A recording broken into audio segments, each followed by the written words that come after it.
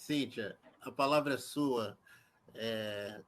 Mais uma professora em home office, mais uma Sim. militante, uma mulher negra que está aí lutando, escrevendo, pensando, e que eu tive o prazer de conhecer esse ano e sou fã de carteirinha. Obrigada, Reinaldo. Assim, agradecer pelo convite. Iniciar falando da minha alegria de estar aqui nesse dia com esses companheiros. E, assim, fico muito feliz porque, olhando para a minha vida de mulher negra, né, no caso de menina negra há 20 anos atrás, 30 anos atrás, talvez fosse um sonho, mas não uma perspectiva de imaginar um debate com tantas lideranças negras, e a gente poderia imaginar tantas outras, né? Eu consigo ver hoje um país com tantas mais lideranças negras do que na minha infância.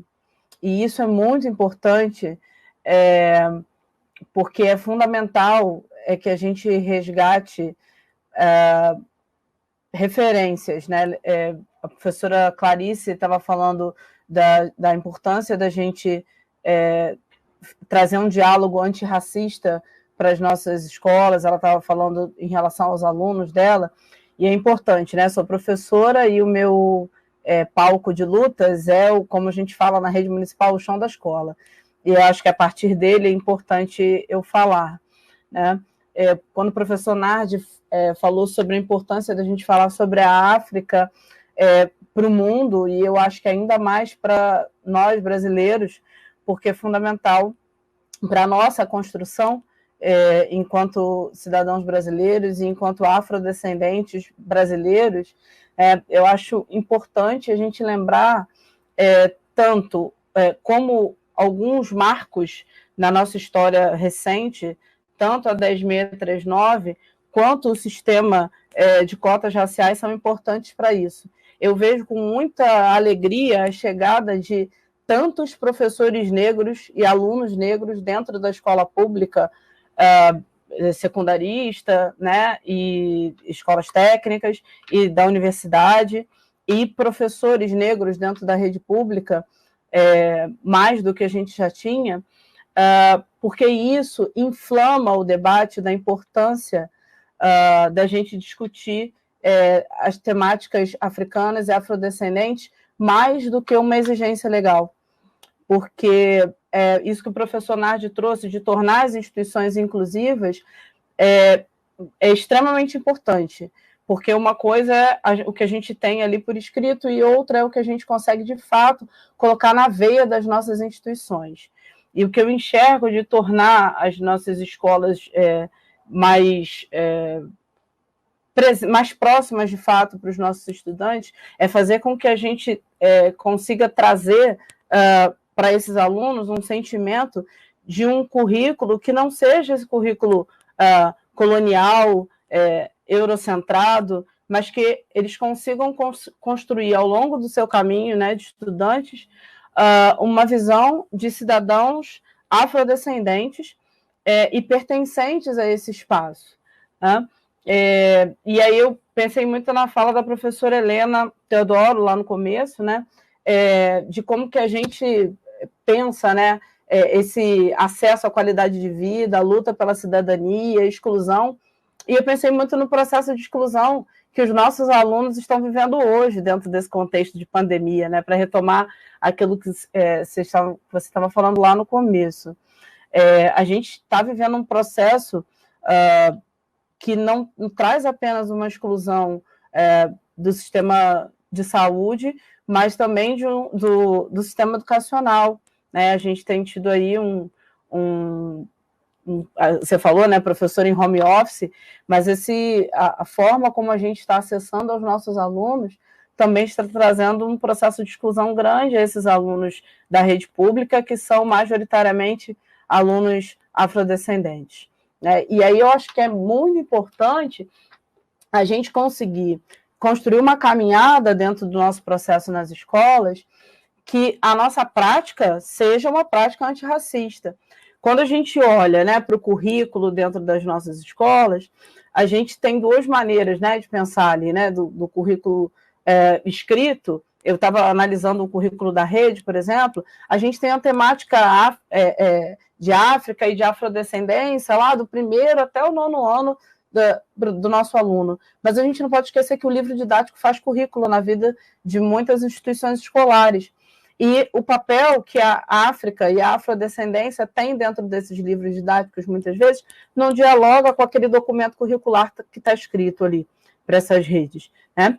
E aí o papel de nós, professores negros, brasileiros, estarmos colocando nos nossos planejamentos uma forma de debater práticas curriculares antirracistas, que estejam voltadas na identificação desses alunos, no pertencimento, na valorização dos símbolos, porque eu entendo que a partir daí a gente consegue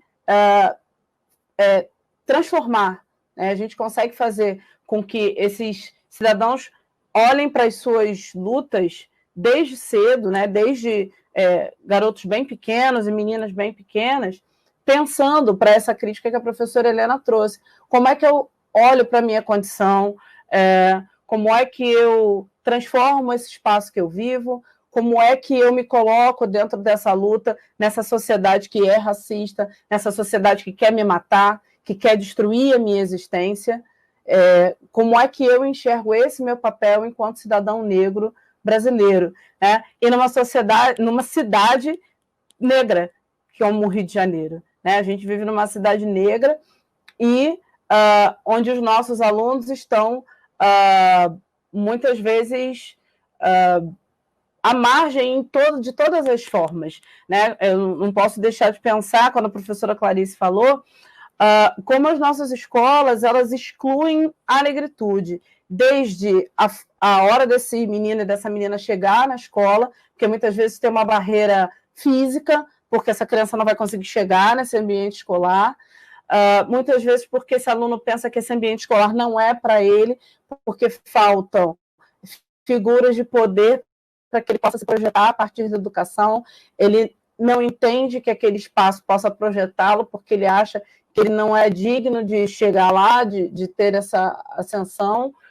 e muitas vezes porque a fala sobre o racismo é negada dentro do ambiente escolar, né? É tratado como se racismo fosse bullying, e eu vejo como isso é perverso, né? Colocar tudo isso dentro do mesmo pacote, quando o racismo, na verdade, é uma questão estrutural da nossa sociedade, e aí você tratar essas duas coisas faz com que esse menino seja ainda mais silenciado, essa menina seja ainda mais silenciada dentro de questões quando a nossa escola deveria estar ali focada para esse universo, né, para essa questão que é central para esses nossos alunos, que é a questão da identidade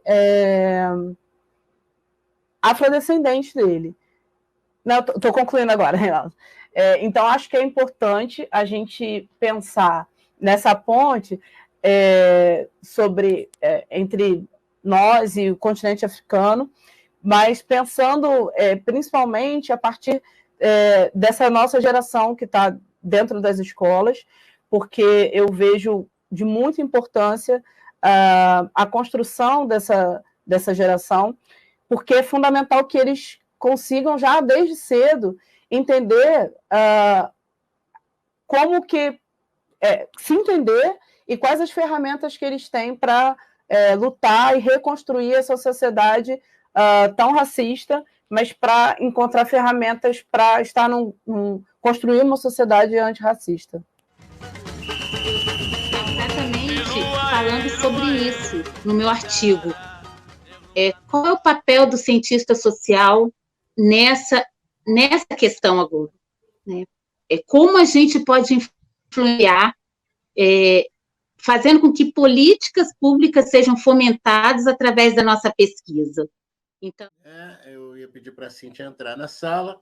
A pergunta é, Cíntia, como você experimentou a inserção do conteúdo africano em suas aulas, quando você trabalhava no EJA? Vou começar pela... Essa tua pergunta, Clarice, é ampla, né? Você está provocando todo mundo, né? Vou começar pela pergunta da Lúcia e depois vou para a tua, pode ser? Pode. Então tá. Daqui a da Lúcia eu acho que é mais objetiva, assim. Então, Lúcia, na EJA, acho que uma coisa que a gente é bem interessante é sempre mexer com o imaginário do aluno, né? E a minha linha de trabalho sobre África e afrodescendência sempre foi partir das experiências que os alunos na EJA tinham a respeito do continente africano. E aí, partir para uma linha de desconstrução total de estereótipos, a partir de todos os caminhos, e não focar na abordagem de África e afrodescendência num período curto da EJA, em uma fase só. Por mais que dentro da estrutura do currículo, às vezes, isso fique concentrado numa fase, num período, né? Trabalhar com essa desconstrução do estereótipo e com a construção da identidade desse aluno enquanto sujeito afrodescendente ao longo de toda a trajetória dele na EJA, porque muitas vezes a gente se depara com alunos na educação de jovens e adultos já ali entrando na terceira idade, mas que não se enxergam sujeitos afrodescendentes, que negam esse seu lugar enquanto brasileiros filhos da África. Então, é importante desconstruir nesses alunos, né, esses estereótipos e até fazê-los pensar o porquê dessa negação. Então, a partir do trabalhar desses estereótipos, né, e conceitos relacionados a isso, trabalhando com eles ao longo dessas fases, e aí trazendo elementos da cultura africana e afro-brasileira no cotidiano desses alunos, fazendo uma aproximação mesmo, para ver o quanto da África e da herança africana está presente na vida desse aluno.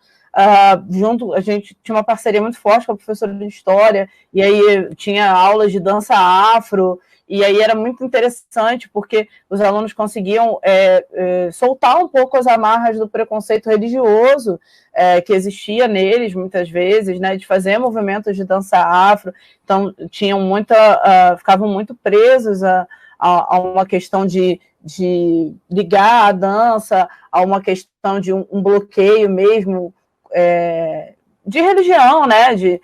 Existe um preconceito forte com as religiões de matriz africana.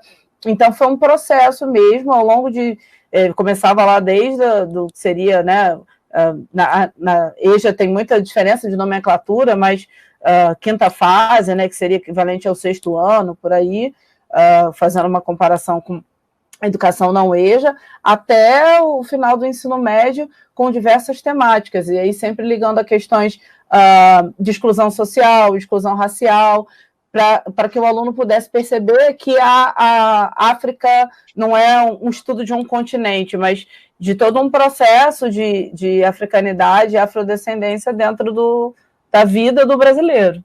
Era essa a análise.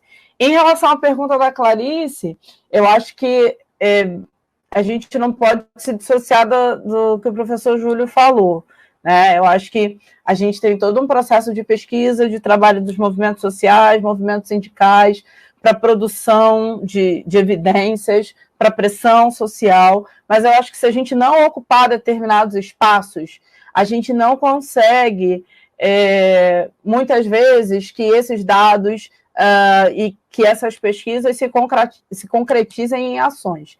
Eu acho que é a hora fundamental de que a gente tenha não só uma aproximação, mas uma ocupação do poder legislativo, do poder executivo, né, seja em cargos eletivos, seja em cargos técnicos, mas é fundamental a nossa presença nesses espaços, porque muito importante que a gente possa tomar as rédeas da execução dessas pesquisas e dessa vivência, dessa produção que tanto a academia quanto organizações sociais têm dessas nossas lutas.